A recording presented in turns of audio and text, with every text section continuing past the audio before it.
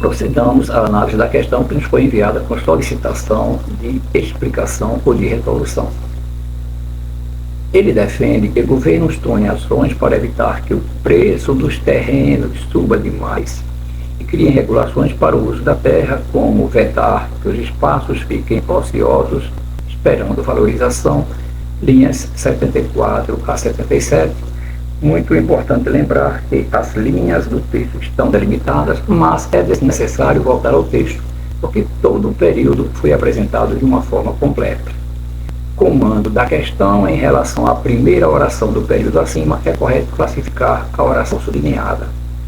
Nós teríamos 8 verbos, temos a presença de 8 verbos, de 8 orações, mas a questão nos pede somente que em relação a essa primeira oração, que aparece com o verbo defender, cada verbo uma oração, ele quer que em relação a esta oração expressa pelo verbo defender, nós classifiquemos a oração criem regulações para o uso da terra.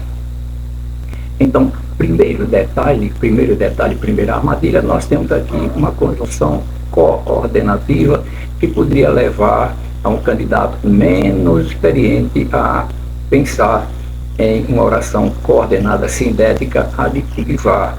Realmente esta oração ela é coordenada, mas não ela é coordenada sintética aditiva, mas não em relação à primeira oração. Então, a alternativa C não é possível.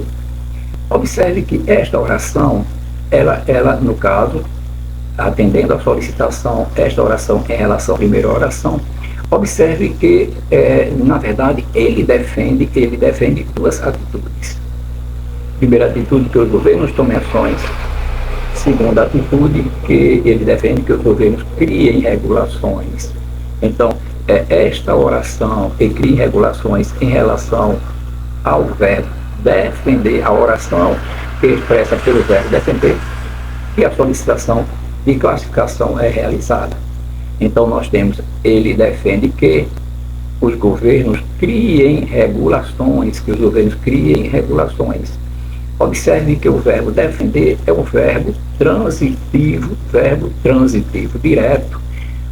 E a oração destacada em relação a esta oração do verbo defender, já que o verbo defender é transitivo direto, ela desempenha a função de objeto direto. Consequentemente, a oração que se caracteriza por apresentar a função de objeto direto é a oração subordinada, substantiva, objetiva, direta, e esta é a classificação correta da oração. Oração subordinada, substantiva, objetiva e direta, porque esta oração, levando em conta a solicitação que é apresentada no enunciado da questão, ela é objeto direto do verbo defender, consequentemente ela é uma oração subordinada, substantiva, objetiva, direta. Nunca mais permita que a banca derrube você.